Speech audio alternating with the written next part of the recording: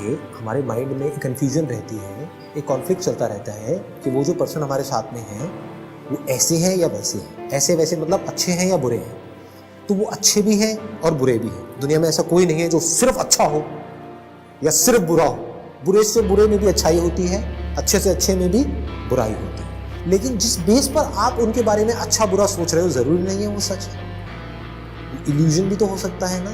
तो रियलिटी है या इल्यूजन है वो कैसे पता लगेगा? उनके साथ बैठ करके पता लगेगा। चाहे डायरेक्टली उनसे पूछो, चाहे इनडायरेक्टली पूछो, डिपेंडिंग अपॉन योर रिलेशनशिप।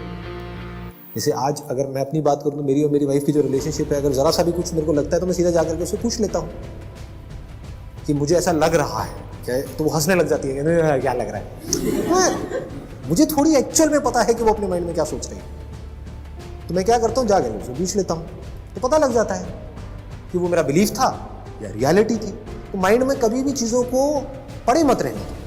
ये जो चीज़ें पड़ी रहती है ना, ये सड़ने लग जाती हैं टाइम के साथ साथ। किसी के लिए आपके दिल में कुछ बुरा है, कोई नफरत है, ये है वो, निकाल दो ना, उसको ख़त्म करो। बंदे को ख़त्म नहीं आया।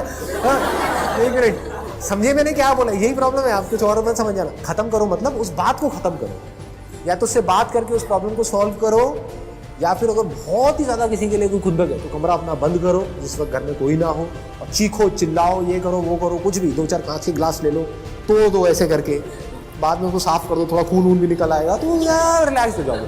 तो अंदर की जो भी भड़ास है वो निकाल दो, मतलब उसको दबा करके मत रखो। किसी के लिए भी अगर आपके मन में किसी भी तरह की कोई बुरी फीलिंग है, कोई बुरा थॉट है, कोई किसी को नुकसान पहुंचाने की चाह है, तो समझ जाओ आप खुश नहीं रह सकते। इसका कुछ नहीं है। मतलब आपको अपने माइंड को क्लियर करना, पहले ये समझो।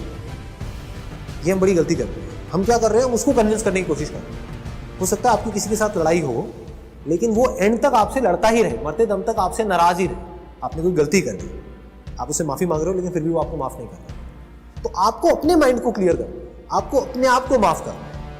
I am just a human being, मेरे से कोई गलती हुई और मैंने खुद को माफ़ कर दिया। अब उसने नहीं किया तो वो उसकी प्रॉब्लम है, वो मरेगा पूरी ज़िंदगी के लिए, वो सड़ेगा अंदर ही अंदर। इसको सड़ना बोलते हैं, अंदर ही अंदर। कोई आपसे जेलसी कर रहा है तो आपको वहाँ पर उसके माइंड को क्लियर नहीं करना है कि वो आपसे जेलसी ना करे। उसको आप कैसे क्लियर करोगे? आपको अपने माइंड को क्लियर करना है कि मेरे अंदर जेलसी पैदा ना। कोई अगर अपने आप को आपसे कंपेयर कर रहा है तो कोई बात नहीं, करने दो, उसकी अपनी प्रॉब्लम है। आपको खुद को किसी से अपने आप को कंपेयर नहीं। जहां आप कंपेयर करते हो वहीं आप फंस जाओ। या तो आपकी ईगो बढ़ेगी, या अपने आप को नीचे गिराया तो आपकी सेल्फ एस्टीम की धज्जियां उड़ेगी। तो ना अपने आप को किसी से कम समझना है, ना ज़्यादा समझना। ये बात पकड़ में आ गई है ना? ये कुछ बेसिक्स है लाइफ के। अगर ये हम समझ पाए ना और इस तरह से चल पाए, if you really mean it, क्योंकि इससे बड़ी कोई चीज़ है नहीं लाइफ में। इसकी वैल्यू क्या है? आपके जो अंदर की दुनिया है वो बिल्कुल क्लियर हो।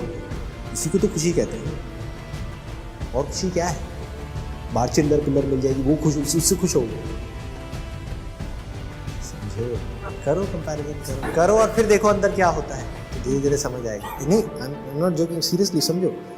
आप कह रहे हो कंपैरिजन करना चाहिए, नहीं करना चाहिए, तो मैं कह रहा हूँ I may be wrong, I may be right.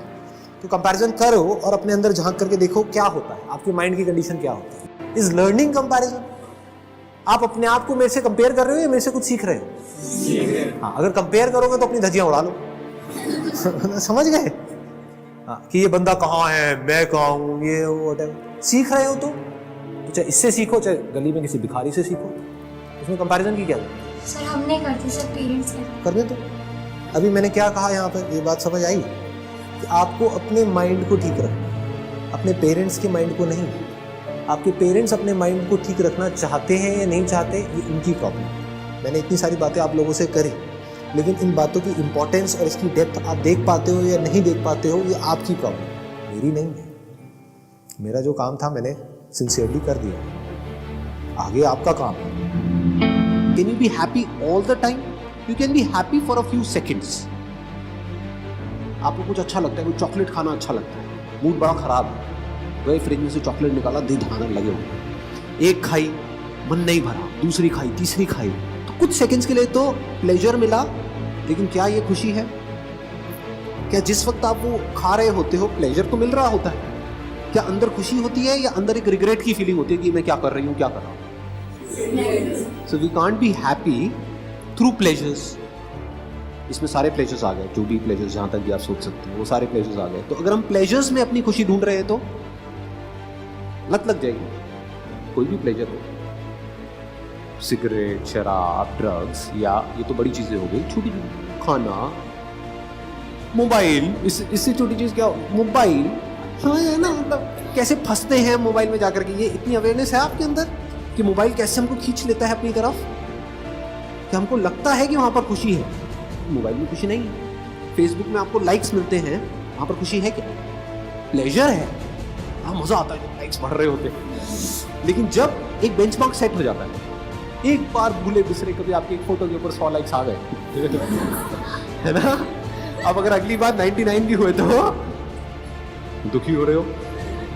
समझ गए कितना बेवकूफों वाला तरीका है ये चीजें। और कहाँ ढूंढते हैं हम अपनी खुशी? फीलिंग्स में ढूंढते हैं या नहीं ढूंढते हैं? मूड अच्छा रहना चाहिए। मूड कभी अच्छा रहता है क्या? फीलिंग एक जैसी रहती है क्या? कोई भी फीलिंग को आप मेंटेन कर सकते हो? तो ये मैं इसलिए यहां पर टच कर रहा हूं बिकॉज पहले हमको ये समझना होगा कि is pleasure happiness, is feeling happiness. अगर हमको ये नहीं समझ आया तो ये तो सवाल ही बेकार हो जाता है कि how to be happy all the time. क्योंकि अगर हम प्लेजर्स को हैप्पीनेस समझ रहे हैं, फीलिंग्स को हैप्पीनेस समझ रहे हैं, मूड को हैप्पीनेस समझ रहे हैं, किसी थॉट को पकड़ करके रखा हुआ है, ये थॉट बना रहे बस किसी तरीके से, हंसी आ नहीं रही है लेकिन कहीं पलट गया है कि smile and you will feel happy, जबरदस्ती हंस रहे हैं, अंदर से वॉट लगी हुई है, समझ गए ना? हाँ लेकिन बाहर से हंस रहे हैं। तो इस स्माइलिंग हैप्पीनेस, इस लाफ्टर हैप्पीनेस। बहुत लोग हैं जो बहुत हंसते हैं लेकिन अकेले में डिप्रेशन की गोलियां खा रहे होते हैं।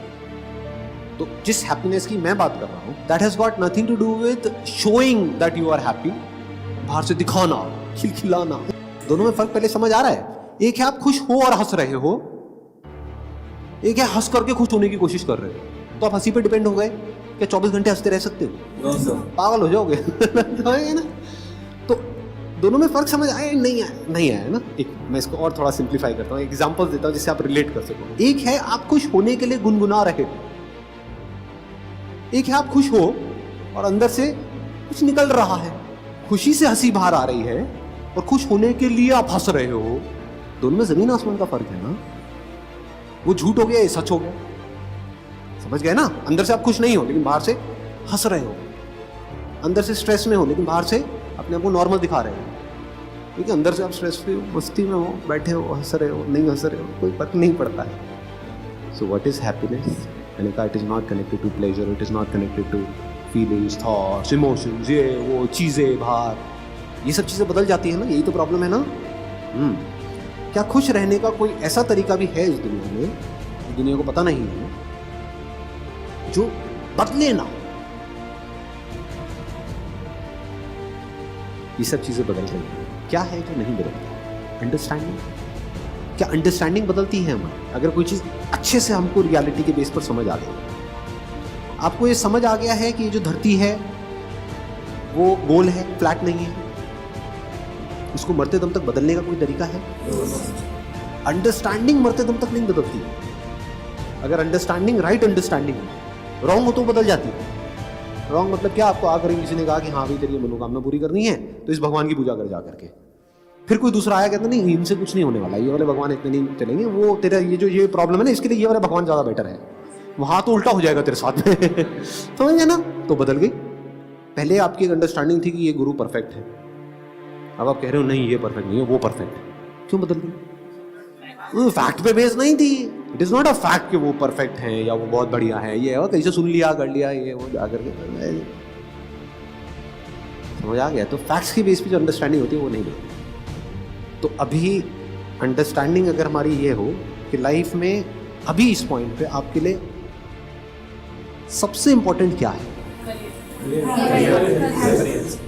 हेल्थ, करियर, ये दो अलग अलग चीजें निकल करके आ रही हैं।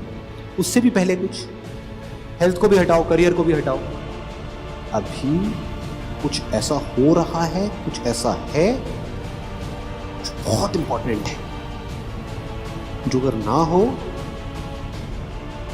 तो सब बेकार है। वो अगर अभी हमको समझ आ जाए ऐसा क्या हो रहा है और उसके ऊपर हमारी हैप्पीनेस बेस्ड हो तो कमाल हो सकता। इतना बड़ा रीजन है खुश होने का, खुशी से झूमने का, जिसकी कोई हद नहीं है। जो और जितनी भी आपकी प्रॉब्लम्स है ना वो सब बहुत छोटी हो जाएंगी जैसे ये समझ गहरी हो जाएगी। अभी ऐसा क्या हो रहा है आपके? You are alive. नहीं आती खचरो ये बात समझ में। छोटी चीज है। You are alive. ये सच है झूठ है? इस अंडरस्टैंडिंग को मरते दम तक बदलने का कोई तरीका है? तो अगर आपकी खुशी इससे लिंक हो जाए, इस अंडरस्टैंडिंग से लिंक हो जाए, ये राइट अंडरस्टैंडिंग है, रॉन्ग अंडरस्टैंडिंग? कैन यू से आई एम नॉट अलाइव? मैं कहूंगा अबे अगर तू मुर्दा है तो बोल कौन रहा है कि आई एम नॉट अलाइव? जिंदा ही बोल सकता है ना कि मैं जिंदा हूं। ये राइट अंडरस्टैंडिंग है। मैं हेल्दी हूं, मैं बीमार हूं, वो एक अलग टॉपिक है। मैं सक्सेसफुल हूं, मैं फेलियर हूं, वो एक अलग टॉपिक है। मैं दिखने में अच्छा हूं, मैं बुरा हूं, वो एक अलग टॉपिक है। वो सब अलग टॉपिक्स हैं, पर इन सबका ग्राउंड क्या है? मैं जिंदा हूं, मैं हूं।